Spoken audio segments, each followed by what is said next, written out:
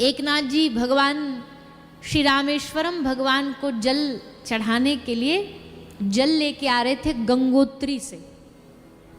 गंगोत्री का जल चढ़ाने का भाव था कि हम गंगोत्री का जो जल निकलेगा उससे रामेश्वरम में जाके भगवान का अभिषेक करेंगे।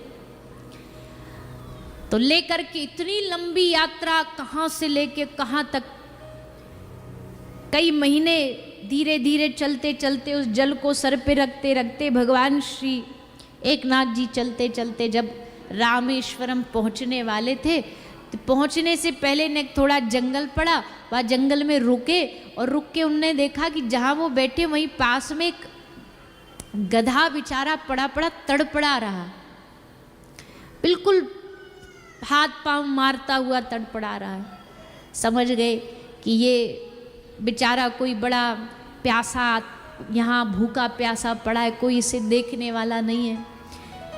बस इतना देखा कि ये प्यासा है, सो जो सर पे गंगोत्री से जल भगवान के अभिषेक के लिए रख के लाए थे वो जल उस पशु को पिला दिया, उस गधे को पिला दिया। कोई राहगीर वहां से जा रहा था, उसने कहा रे बाबा जी ये क्या किया आपने, इतनी दूर से आप जल लेके आए भगवान के अभिषेक के लिए और आपने ये जल इस गधे को पिला दिया, पूरा आपकी मेहनत खराब हो गई, पूरी यात्रा खराब हो गई।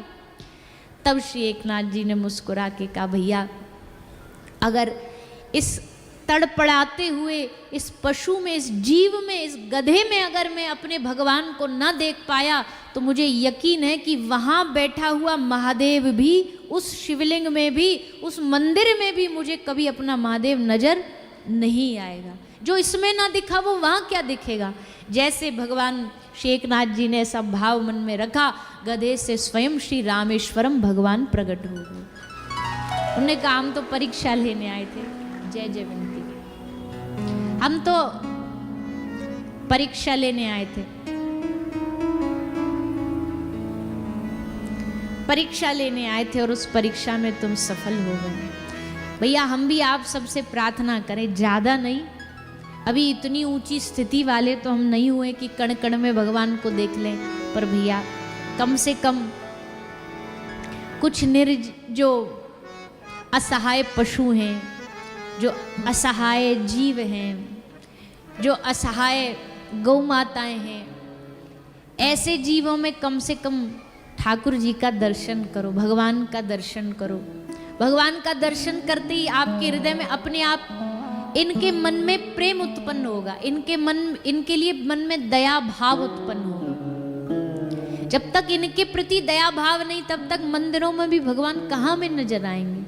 पूरे मंदिर जा रहे हैं, मंदिर तक के रास्ते में उनकी जो गाय आराध्य गौ माता है वो पड़ी है और कह रहे हैं हम मंदिर जा रहे हैं दर्शन करने के लिए। पूरे रास्ता में देखते आए कि वो भूखी प्यासी पड़ी है, वहाँ हमारी हाथ ना उठे कि हम जा कर के उनको एक रोटी खिला दें, वहाँ हमारा मन ना हुआ कि हम जा कर के उनको उठा करके किसी अस्पताल पहुँचा दें, कोई बीमारी है, रोग है तो, और हम मंदिर जा रहे हैं। हम मना नहीं कर रहे, हम किसी पूजा कर्म क्रिया के विरोध में नहीं है, पर ठाकुर जी की प्रसन्नता और अधिक तब बढ़ जाएगी जब आप मंदिर जाते समय राह में कोई जीव हो, कोई कुत्ता हो, कोई पशु हो, कोई गाय हो, असहाय हैं, उनकी सेवा करो, उनकी रक्षा करो।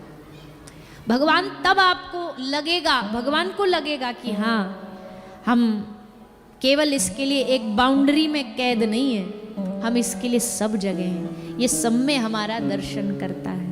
हरि व्यापक सर्वत्र समाना, हरि सब जगह व्याप्त है, हरि कण कण में व्याप्त है, जहाँ भी देखो जिधर भी देखो प्रभु आपको उसी में दर्शन दे सकते हैं। अभी हमने क्या किया, हमने अपने बचाव के लिए भगवान को चार दीवारी में कैद कर दिया।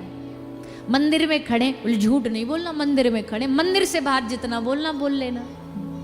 अब बच गए हम, क्यों? क्योंकि हमारे लिए मंदिर की जो बाउंड्री है बस उतनी वो जगह है जहाँ हमें सही ढंग से रहना। सिगरेट धूम्रपान नहीं करना भैया, स्मोकिंग नहीं करना, क्यों? बोलो मंदिर में खड़े, और जैसे मंदिर से बाहर निकले कि चालू। तो ये तो अपने फायदे के लिए हमने भगवान ने एक बाउंड्री में कैद कर दिया कि इतनी इतनी जगह भगवान है, इससे बाहर नहीं है। पर नहीं, भगवान सब में, और विशेषकर गाय में तो एक नहीं 33 कोटि देवी देवता हैं। पूरा सर से लेके, सींग से लेके, खुर से लेके, पूंछ से लेके, अजी यहाँ तक कि गौ माता का गोबर, जब लक्ष्मी जी आई ना, गौ माता सबको अपने अपने अंगों में स्थान दे रही थी, लक्ष्मी जी लास्ट में पहुंची एकदम भगी भगी, देर हो गई, लेट हो गई।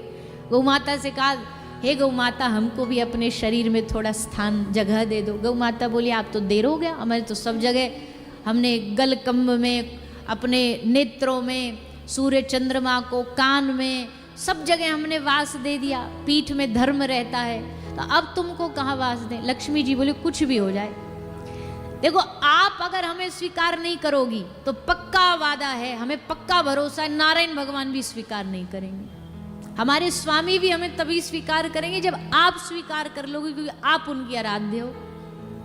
इसलिए अब कुछ भी हो, कहीं भी हो, जगह तो हमें देना पड़ेगा। गौ माता बोले, एक ही जगह बची है जहाँ कोई रहना नहीं चाहता। बोले कहाँ? बोले हमारा गोबर। लक्ष्मी जी ने कहा, कोई बात नहीं, हमको उसी में वास दे दो। गाय के गोबर में लक्ष्मी का वास है। सोचो, दुनिया का कोई ऐसा जीव बता दो जिसके मलमूत्र की पूजा होती हो, पर गाय का मल अशुद्ध माना जाता है, पर गाय का गोबर इतना शुद्ध है कि घर में पूजा भी करनी है, यज्ञ भी करनी है, तो पंडित जी भी कहते पहले गाय के गोबर का चौका कर लो।